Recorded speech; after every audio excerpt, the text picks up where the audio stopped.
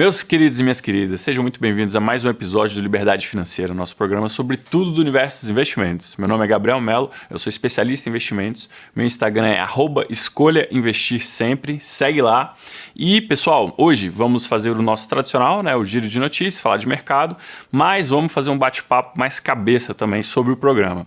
Pessoal, para a gente ter uma dinâmica, uma interação melhor, eu recebi muitos feedbacks, muitas sugestões, e eu estou fazendo o seguinte: toda vez que eu gravar, eu já vou subir imediatamente. Por quê? Você pega sempre o highlight do que está quente, mais fresquinho. Então, por isso, eu não vou ficar subindo muita imagem, muito gráfico. Eu vou falar, quero que vocês imaginem. É fácil buscar as referências que eu vou colocar. E aí a gente vai interagindo assim, porque eu acho que vai ficar mais gostoso. Assim. Pelos feedbacks que eu recebo, vocês têm falado muito disso, de pegar tudo mais fresco. Então, para isso, a gente vai fazer essa nova dinâmica, beleza? Então, vamos falar então um pouquinho sobre o mercado Ibovespa, pessoal, rumo aos 114 mil. Estamos aí vendo a bolsa que bateu no 107 como uma fênix, se recuperou e subiu de novo ali no 10, 110, 111, aquela briga, e já está no 113.400, rumando aos 114 mil. Segundo vários analistas de análise técnica que olham gráficos, esse é um ponto pivotal para o Ibovespa.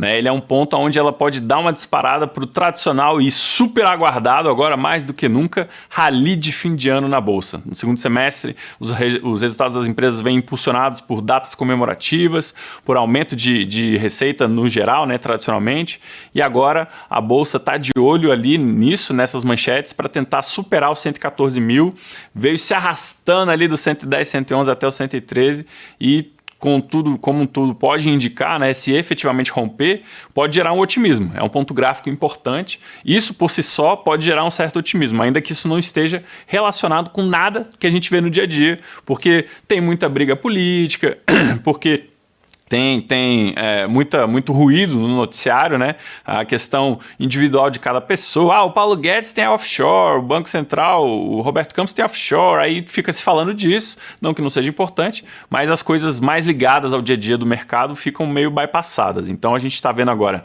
a temporada de balanços em full swing, tá aí a todo vapor, várias empresas detonando as expectativas. JP Morgan assustou o mercado com um lucro gigante, bem acima do esperado, vários bancos aí esperados para reportar hoje, depois do fechamento, Citigroup, uma galera forte, e aí vamos ver, se tudo indica, a Bolsa está reagindo a essa temporada de balanço lá nos Estados Unidos e está dando suporte para que o mercado brasileiro também suba. E vamos ver, se isso romper esse 114, a gente pode ver uma nova tendência. E se for tendência, o que a gente vai ver nessa tendência? Primeiro fato, Petrobras. R$30, 10 anos depois, pela primeira vez em praticamente 10 anos. Tudo bem que ela chegou a respirar ali um pouquinho perto de 30 certo tempo passado, mas a última vez que ela superou e ficou um pouco mais de tempo acima dos R$30 foi ali uns 10, 12 anos atrás. Vamos ver se agora a Petro remodelada, recauchutada, repaginada depois dos piores escândalos da história do capitalismo, como assim são colocados pela esquerda, a Petrobras mais do que nunca renascida das cinzas, do fogo, do petróleo, do pré-sal a 7 km de distância abaixo do mar, está aí, recuperada, 31 e pagando dividendo gordo, um dividendo obsceno, para não usar outra palavra, um dividendo felpudo, e os investidores acreditando mais do que nunca. Vamos ver se a Petro vai virar uma tendência forte com o Ibovespa subindo de 114 para o seu 120, 125, quem sabe, se ela vai lá para 32, 33, ou se ela vai mais ousada, 34 em diante, é uma possibilidade se virar a tendência acima do 114. O que mais que a gente vai ver acima do 114, pessoal? Vale vai continuar se sustentando aí forte contra a guerra do minério lá em Dalian. A bolsa de Dalian, o minério caiu 3% e a Vale tá aí, caiu nenhum, subindo ainda, subindo 1, subindo 2 às vezes, em dia que o minério cai. Ela tá se defendendo super bem desse ataque ao minério, já praticamente tá tudo no preço, o que esse minério caiu tava quanto o minério a última vez?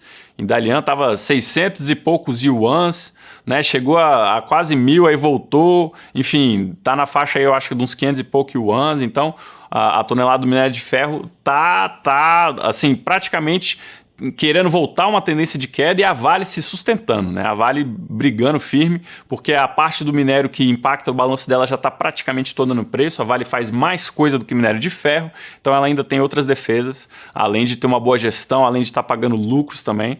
Então, nesse processo de tendência do Ibovespa acima de 114, talvez a Vale venha a subir contra a indicação de bancos como acho que foi o Citigroup, né, que rebaixou, não, o UBS, perdão. O UBS, o suíço UBS, rebaixou a Vale para venda, que downgradezão, pô! E a XP, enquanto isso, reafirma a compra convicta, várias casas reafirmam compra convicta, a gente vê como maior posição de vários portfólios aí, dentre o último que eu vi aí do Alaska Black, com praticamente Vale na liderança ali, brigando nariz a nariz com o Cogna, né, então Vale talvez suba contra tudo e contra todos nessa tendência. E para fechar esse pedaço, falar de Banco do Brasil, que está estagnado, a competição bancária está absurda e o banco ainda não mostrou que veio, não mostrou nada de armas, né? Vários bancos se armando, o Bradesco comprando rivais, a própria B3 comprou empresas de inteligência artificial, Itaú comprou a XP, fez todo esse movimento e também está criando o Ion, o aplicativo, enfim, o Bradesco também se movimentando com o Banco Neon, se não me engano, o digital. Então, assim, cadê o Banco do Brasil? Cadê? Tá todo mundo esperando as novas armas, né? O que o banco vai anunciar, vai fazer de diferente, né, para competir nesse cenário. Nubank anunciando a IPO, XP já valendo mais que o Banco do Brasil, e o Banco do Brasil cadê? Estamos esperando, né? Continua 3 pontinhos. Bom, e o Guedes? Tá puto, tá nervoso, indignado, falou que deixou de ganhar 4, 5 vezes o que ele tem lá nessa offshore só para poder estar no governo, servindo a nação, dedicando-se a essa missão. E, pô, para quem conhece um pouco sobre a trajetória dele no mercado, sabe que ele tem uma trajetória de ganhar muito dinheiro. Certamente ele não teria deixado de ganhar esse dinheiro que ele falou que ganharia, não. Eu não duvido, né? Pelo histórico, pelo patrimônio que ele já se sabia que ele tinha antes de entrar no governo. De qualquer forma, a gente fica com isso, ele indignado, falando que entregou todos os documentos, que tá tudo certo com as autoridades e esperando que isso acabe, né? Essa história, né, esfrie logo e passe para o próximo problema, para a próxima reforma, enfim, enquanto fica se gerando um barulho enorme, mas, pô, tá tudo na lei lá, se tá declarado, né? Você pode ter um offshore, qualquer um pode ter um offshore, né? Então, pô, a não ser que tenha qualquer outra coisa de concreto, isso não é crime nenhum, e pelo que eles estão defendendo, né, eles já declararam isso, enfim, né? Então, seguimos aí com esse noticiário incômodo, desnecessário, inútil, enquanto a gente podia estar falando de mercado. Mas por quê? Porque o noticiário fala disso, como a gente segue essa ideia da narrativa, né? Isso faz parte de analisar o mercado. A gente está vendo que o barulho político está sendo mais importante que os fundamentos, que as notícias de mercado propriamente. Beleza?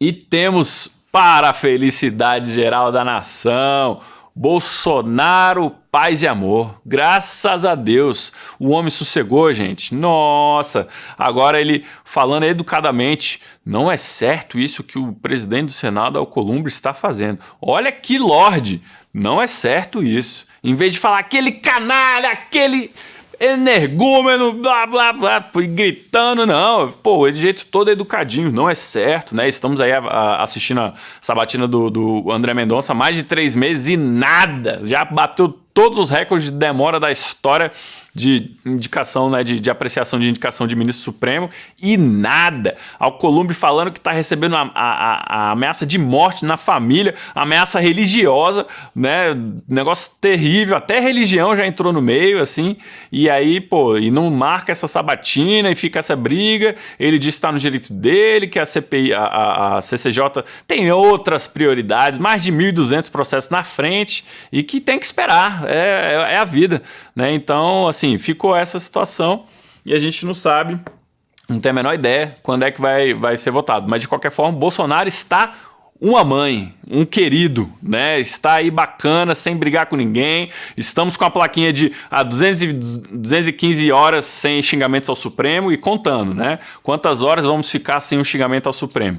E aí, por enquanto, a paz está selada. Tomara que essa plaquinha dure até o final do governo e que não temos mais nenhum incidente, né, envolvendo aí diferentes poderes públicos, porque a Bolsa não gosta disso, pessoal. A Bolsa gosta de tranquilidade, de sossego. Vamos valorizar em paz com as regras do jogo previstas, sem surpresas, o país sendo bem gerido, diminuindo dívida, é isso que interessa, né? Então, vamos ver quanto tempo ainda vai durar, mas que dure longamente essa paz aí, momentânea, pax bolsonarense, né? A pax do governo, que está bem tranquilo em termos de arroubos, né?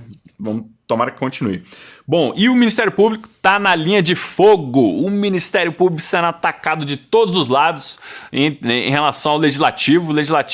O Ministério Público não é nenhum dos três poderes, voltando a lembrar, não é legislativo, não é judiciário e não é executivo. O que é o Ministério Público? O Ministério Público é o quarto poder, é um poder do povo para representar o interesse público.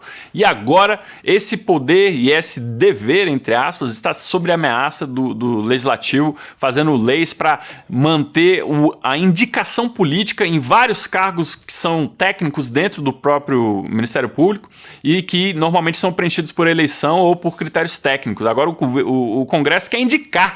Eu indico quem fala sobre processo do próprio Procurador-Geral da República. Eu que falo, né? Então, o Legislativo quer indicar pessoas que vão ter influência sobre o Procurador-Geral, vão indicar pessoas que vão ter influência sobre os processos que tramitam dentro do Ministério Público e sobre o Conselho Superior do Ministério Público. Então, está totalmente sob ataque o MP. Vamos torcer para que ele se defenda como o Neo ali na Matrix, consiga fazer o seu swing e desviar de todos os tiros, porque a gente precisa de um Ministério Público atuante, claro, sem excessos, por favor, mas que faça o seu papel, né, sem ser detido por outros poderes que podem vir a ser indiciados e investigados pelo próprio Ministério Público, né? Então é super importante isso. Pessoal, mudando para a arena internacional, commodities. A gente está vendo o petróleo rompendo a barreira dos $84. $84. Quanto tempo a gente não fala esse valor, né, ligado ao petróleo? E a gente viu o shale gas sendo o combustível concorrente do petróleo no cenário mundial e ele sendo viável nessa faixa, a partir de $70, $80, ou até um pouquinho menos, mas enfim, ele é muito mais caro do que o petróleo tradicional. Mas com esse nível de preço ele pode ser totalmente viável. E aí, se vier uma chuva de shale gas no mercado, o petróleo deve cair, deve baixar dos 80 novamente e fica essa gangorra. E aí os shale gas, né, os produtores que forem super eficientes, tendem a sobreviver e essa indústria nascente fica totalmente na corda bamba, dependendo do volume de preço do petróleo. O fato é que o petróleo está em alta porque as economias estão crescendo, as movimentações de pessoas estão crescendo, a produção está retomando os níveis pré-pandemia. E aí isso a gente vê pressionando todas as commodities, pressionando o dólar e pressionando também a questão do fornecimento de insumos, como a gente já viu esse glut, né, esse gargalo no processo industrial global, em que está tudo faltando, falta ferro, falta microchip, falta insumo básico, né, tudo subindo de preço por conta disso. Então essa inflação global vem em cima aí da valorização de commodities, que vem em cima da valorização do petróleo e que está tá refletindo esse aumento de demanda, aumento de circulação pós-Covid, aí praticamente a gente já podendo falar de um pós-Covid, onde a gente está vendo os níveis de vacinação avançar drasticamente, muitos países acima de 60%, 70% com pelo menos uma dose, o Brasil quase 50% já com segunda dose. Então, a gente já está no cenário pós-Covid, pessoal. Petrobras a R$30, quem diria? Então, vamos ver como é que vai ser esse admirável mundo novo pós-Covid, certo? Então, um mundo onde commodity está mais cara, inflação mais alta, demanda mais alta, os gargalos. E aí vamos ver quanto tempo esse processo vai estabilizar novamente para a gente zerar esses gargalos e qual vai ser o ponto de equilíbrio novo, né? A Petrobras vai ficar na faixa de 32, 33, depois que der essa pernada de alta, o Ibovespa vai estabilizar ali na faixa dos 120, vai subir para 125 e voltar para 120, enfim. Tudo a ver, vamos ver, né? Tudo para a gente acompanhar e ver como é que vai se sair nas próximas semanas. Bom, em relação a Vale, eu falei, né, que também a influência do Yuan. Só para falar, Vale, pessoal, na faixa de 84, de 79 a 80 reais, né, a faixa de Vale. Vamos ver quanto é que vai ficar nesse mundo pós os 114 mil. Então, em relação às vacinas, pessoal, a gente já tem praticamente 50% do público com a segunda dose, e isso está trazendo uma onda de reabertura do comércio, né? E hoje, inclusive, o presidente Bolsonaro declarou que não ia mais se vacinar, né? Que estava considerando que não precisava, gerando debates enormes em cima da questão da vacina, a questão do pessoal técnico da saúde, dizendo que independente disso, independente da gente estar nesse cenário mais benigno, a pandemia ainda não acabou, a gente tem que comemorar de forma responsável, como disse o reitor de uma universidade da área de saúde, né? Então é importante isso, pessoal, a gente lembrar que por mais que a gente está num pós-Covid, aí no início do que vai ser um pós-Covid, ainda não acabou, ainda vai dar muito rebote se a gente baixar a guarda. Então se vacinar todo mundo, tomar cuidado e prestar atenção no uso de máscara, ainda é importante, principalmente em lugares fechados, lugares com exposição de muito público, tem que tomar esse cuidado, tá bom? Então, a questão das vacinas, a gente espera que até o final do ano esteja zerado isso. Com certeza, eu acho que essa é a expectativa média. A gente chegar a 100% com uma dose e mais de 70% com a segunda dose. E aí atingir a tão sonhada imunidade de rebanho, né? Com mais de 70% totalmente imunizado. Isso é plenamente factível para entregar até o final do ano. Isso significa um ano que vem realmente pós-Covid na vera, né? Não só nesse início de processo pós-Covid, mas um pós-Covid totalmente, onde as comparações vão ser já com os dados e referências pré-Covid, né? Ignorar esse hiato aí nesses anos de Covid e retomar as comparações com um passado mais normalizado, vamos chamar assim. Bom, e 2022 está chegando, pessoal. 2022 está aí, vamos ter que falar nela, né? A política. Por quê? Como influencia a Bolsa, cara? A gente está vendo aí a briga do Legislativo com o Judiciário impactando a Bolsa, né? A nomeação do ministro Supremo impactando a Bolsa, né? Então, a política está em tudo em relação à Bolsa e a gente tem que lembrar disso e monitorar. E o que vai acontecer no ano que vem, meus amigos, em 2022? A eleição. A eleição. Pois é. Todos nós vamos ser obrigados a votar, escolher ou a se omitir, né? Não falar nada enfim, ou anular voto e pá. Mas a questão é, vai ter eleição. Quem vai ganhar? O que vai acontecer? Hoje tá quente a briga do Ciro Gomes com a Dilma, né? Ciro Gomes dizendo que se arrepende de ter defendido a Dilma lá no período do impeachment. E a Dilma, né, nada carinhosamente dizendo que o problema do Ciro Gomes é a popularidade pequenininha dele, que nunca chegou a 2 dígitos, né? Aí o homem ficou uma fera e, né, meteu-lhe uma inapetente, incompetente e falando que é você, Dilma. Ainda dizendo assim, nominalmente, vamos dizer assim. Então, a briga na esquerda esquenta, a desunião só se beneficia disso, né? A desunião da esquerda acaba beneficiando o processo de destruição dessa opção, né? Porque se tem o Lula forte, mas o Lula não une a esquerda, e se tem o Bolsonaro que pode pegar esse eleitorado, né, que está sem nenhum patrono aí, ele pode capturar isso com o antipetismo, com outras teses, né, e a briga na esquerda só facilita esse processo. Enfim, a gente está vendo que mesmo o Bolsonaro em queda nas pesquisas, a desorganização da esquerda e dos concorrentes pode fortalecer o Bolsonaro o suficiente para que mesmo essa base reduzida possa vir a crescer quando se começar a abrir mais a caixa ali da esquerda e essa esquerda desunida não motive ninguém a mudar de posição em relação à última eleição e toda a galera que foi pro antipetismo voltar pro Bolsonaro e fazer de novo aqueles 55%. Então, esse é o cenário.